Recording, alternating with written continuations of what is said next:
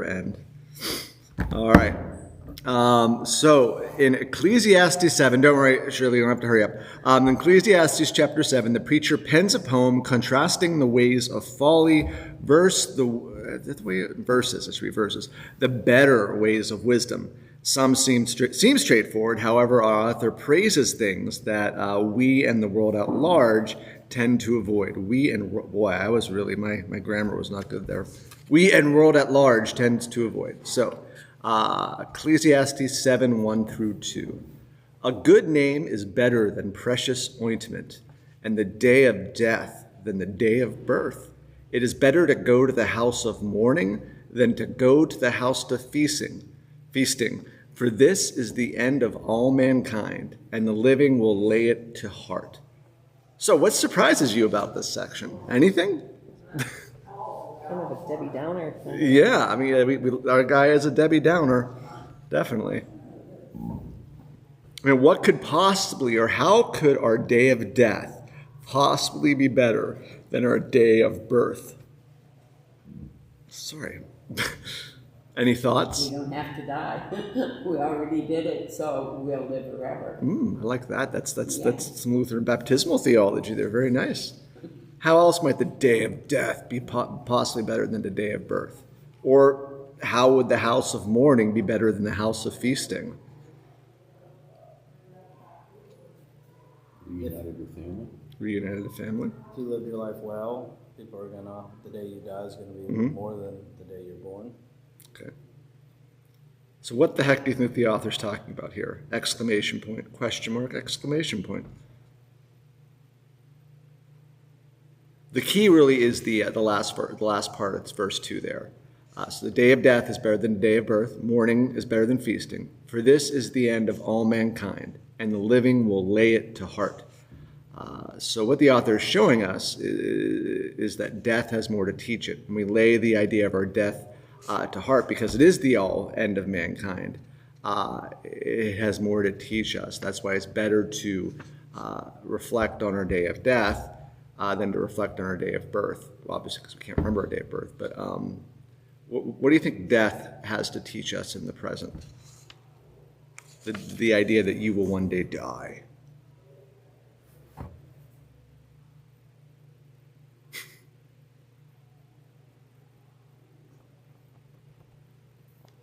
I know this is on the time switch. This is hard.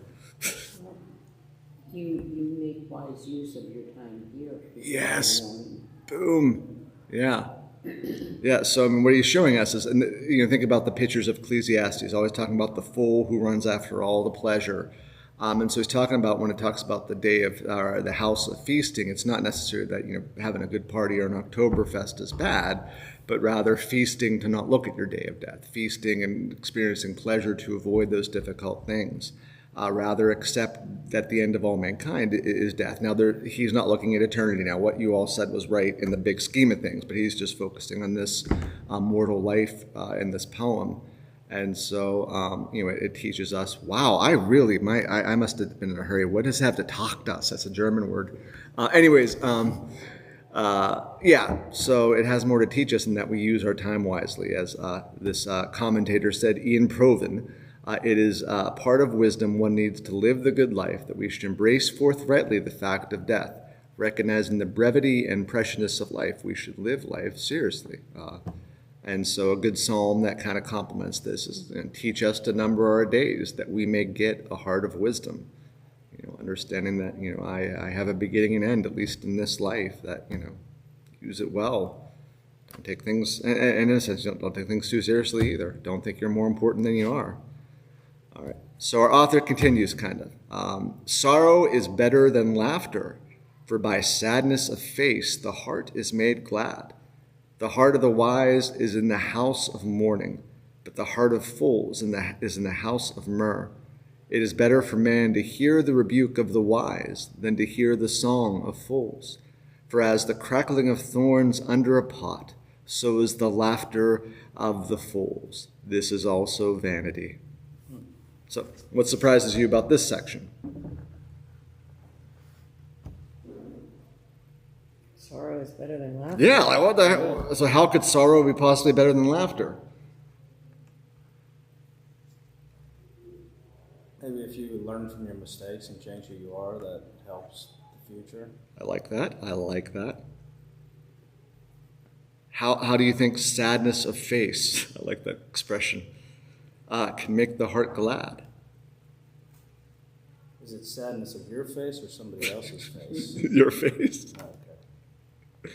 I don't know what that means. I experience sadness of... Well, actually, we'll talk about that. The word translated as sadness of face, chas, is often used in the Bible to reflect God's righteous anger in response to sin. And this gives us a clue as to what the preacher is talking about. Even if it hurts and causes sorrow, it is better to hear, and this is that difficult rebuke, it's better to hear a difficult rebuke and change your course rather than drowning out your sorrows with the noise of pleasure. So again, I mean, the House of Myrrh, the Song of the Fools, that's might be pleasureful and might make you quote unquote happy.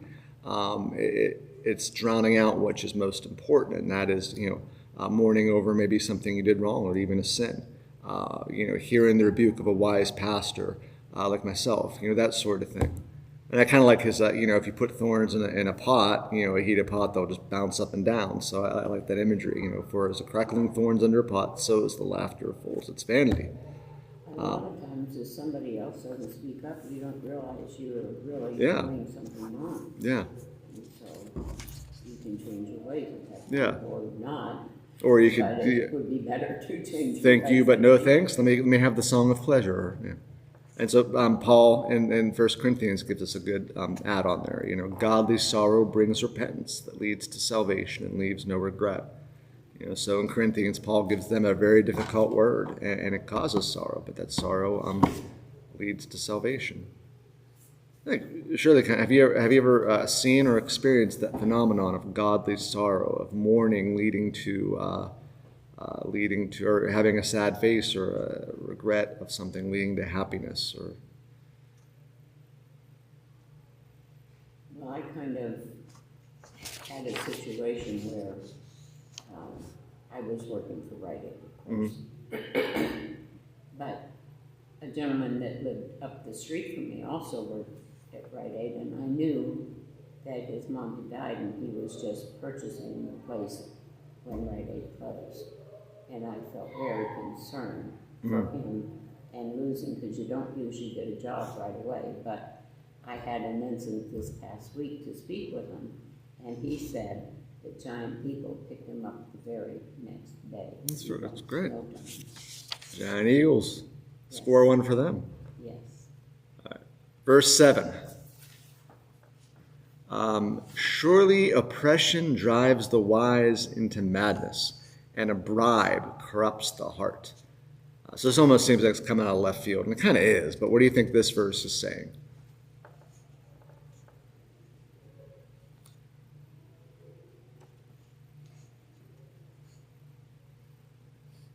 Really, the simplest thing is like the wise person who joins the rat race after possessions and wealth becomes as much as a fool as the person who ignores sorrow by filling life up with empty laughter. So it's saying, if you're wise, he's kind of already talked about this, so I didn't spend much time, know that, that oppressing others to get possessions, they're having some fun, accepting a bribe, it will corrupt your heart.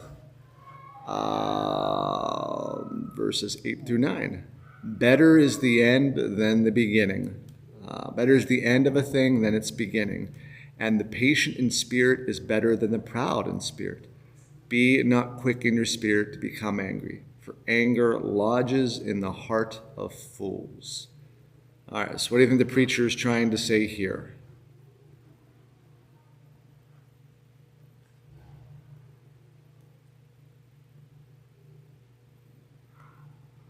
Everything takes time. Something like that. Yeah, I think that's good.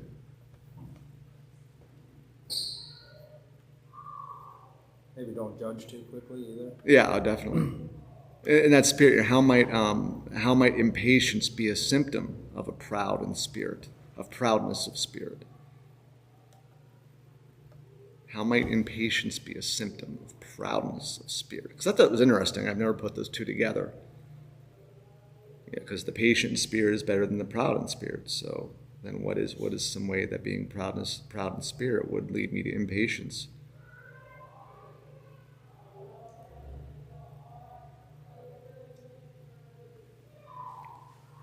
think proudness in spirit might be entitlement, like I'm entitled to have mine now. Therefore, I will not wait. I'm special. My brain's not working, but like the end is better than the beginning. So waiting a thing out in its difficulty. But maybe if I'm proud in spirit, I'll be unwilling to wait out through the difficulty, because obviously I don't deserve that difficulty. But rather, the patient spirit will wait things out. They'll persevere through it. Well, better in the end always reminds me of the old phrase, hindsight is better than foresight. Yeah, that's pretty much, the end yeah. of something you are more familiar and wiser. And then the part, if you connect verse 9 to that, like if the beginning is tough, and I have proud of spirit, I'm going to become angry and be foolish in my anger because I don't deserve this. Or if I'm in a difficult with somebody, I will instantly lash out. So a wise person will not react immediately to circumstances, but will take the longer-term view, waiting to see the full measure of a matter before deciding it should be on how to respond. Verse 10, say not, why were the former days better than these? For it is not from wisdom that you ask this. Say not, why were the former days better than these? For it is not from wisdom that you ask this. And this was kind of obvious. Have you ever caught yourself doing this? At a certain difficulty. Oh, man, I remember it was the good old days. You remember things that were pleasant rather than the unpleasant things. Yeah. And so you aren't having a true picture of what it really was. Yeah, that's not a wise heart, because obviously you're not seeing it the way it was. Yeah.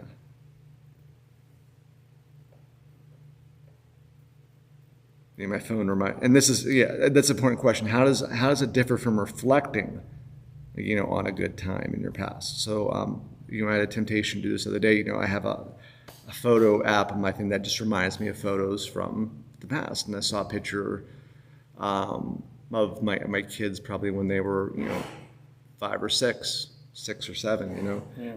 And I thought, oh man, those were simpler. That was so much, and it's not really my kids. There are other things going on in my life that are just like complicating things and making them more difficult. And I was like, and I got mad at my present. I always told people, don't wish for them to leave that bad thing, because the next one's going to be a lot worse. Yeah. And it wasn't really directed at my kids. I can't get on the other thing, on the thing, but there's some stuff going on that is like, it'd be so much nicer to be there before all the stuff from COVID happened, before all this other stuff happened. And it's like, Yeah, but if you look at a picture, pictures always show the good times. They don't show all the problems. So, I always look back at pictures, I was like, wow, we were so happy. Yeah. And then I go, wait a second. wait a second. Let me think about that. Yep. That was Instagram before Instagram. Yeah. You did it to yourself. Yeah. So that's, Yeah. And that's why it's not wise. And even if you didn't have pictures, when you look at your memory and think about that, you're still going to think the same. think the good thing, You Instagram filter it, and like you're at Disney, you're like, look how happy we were. And then 5 minutes later, we weren't that happy. I remember it now. So Disney. Yeah. So we kind of already answered the second question. And again, how it differs from regular reflection. It's good to thank God for blessings in your past, or if, when that picture, thank you, God, that was really great that I was blessed with kids. That's different than going, oh, that was so much simpler. Oh, why is this so complicated, Usually when you reflect, though, you have a purpose in mind. Oh. So you have a more vivid picture of exactly what you really want to see. happened. Isn't that what you want to see, though? And so then you can change the things as you go forward when you reflect on something that happened. I don't know. When I reflect, it's always the good stuff I reflect on. Shame on you. It's better to hear a difficult rebuke than the words. Yes. I don't know many people that go back and they're like, man, I wish that didn't happen. Not like that, but like when how. my son was born, they did not know what was wrong with him.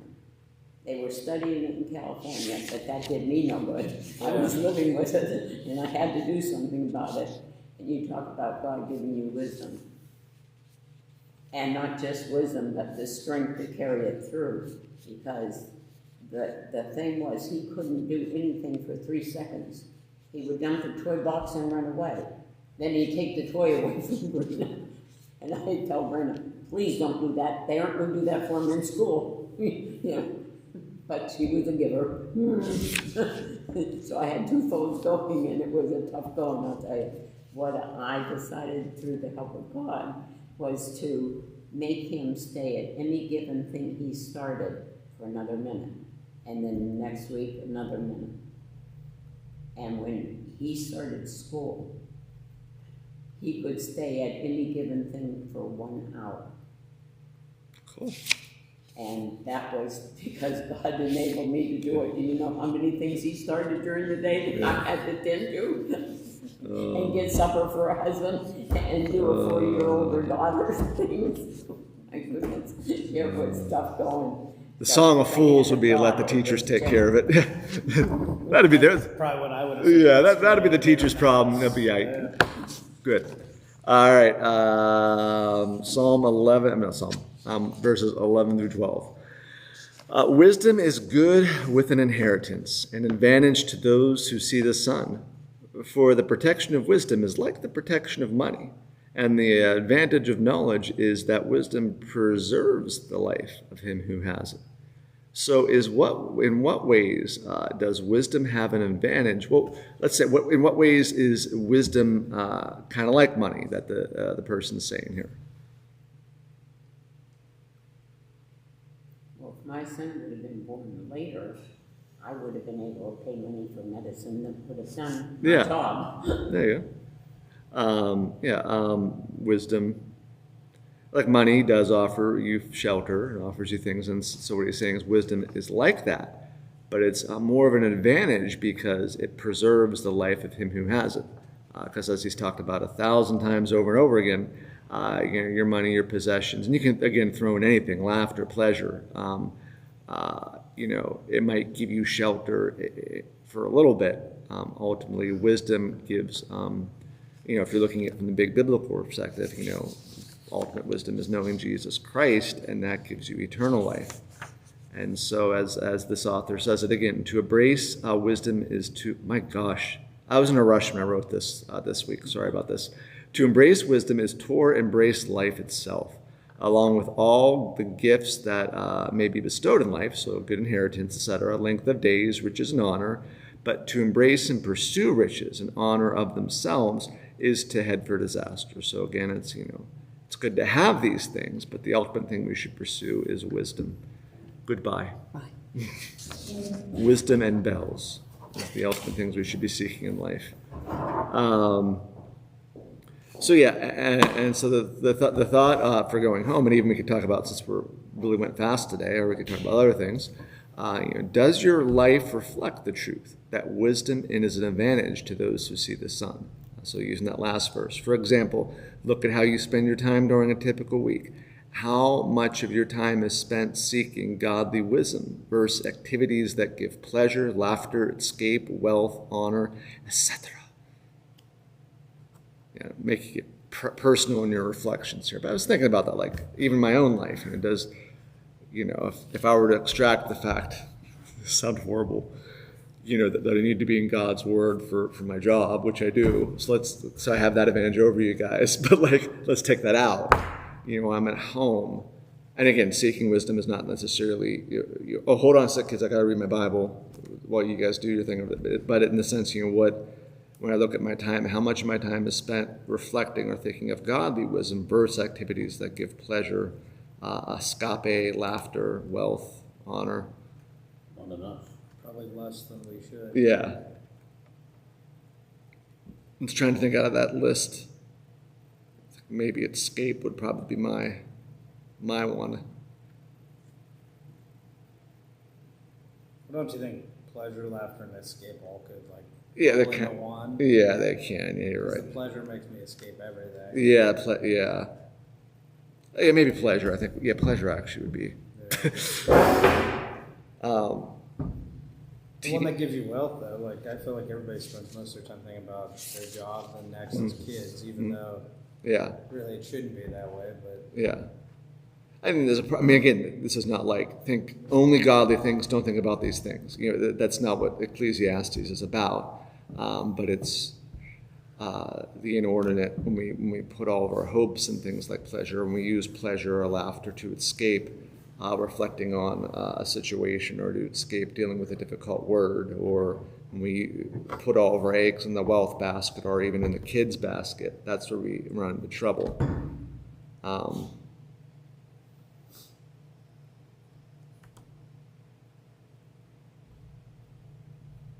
You know how we say, boy, time's tough right now. You got kids, you got them doing 50 things. Do you think that used to be like 200 years ago? They were like, boy, time's tough now. We're doing that. Like, do you think that just changes with?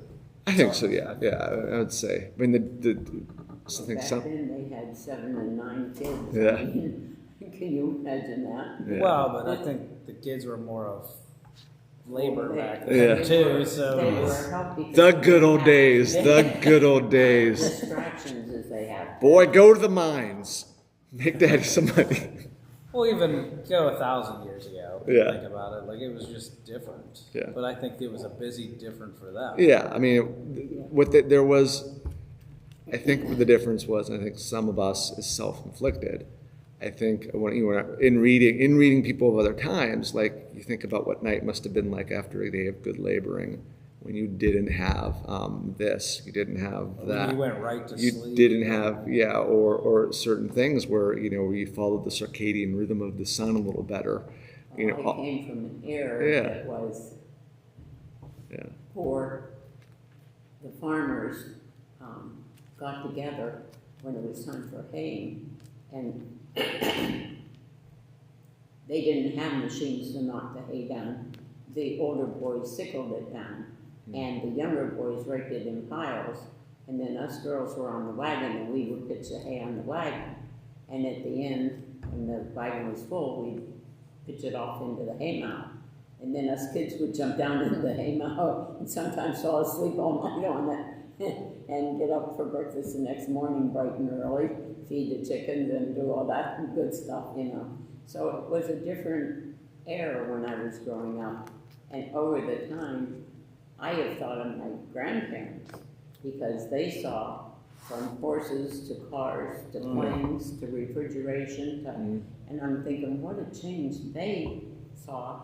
It is to my limited change, but big machines came in and took over what we were doing, but you will never get the camaraderie that we had with the farmers and the fun and the... But think about it. You're reflecting right now on you.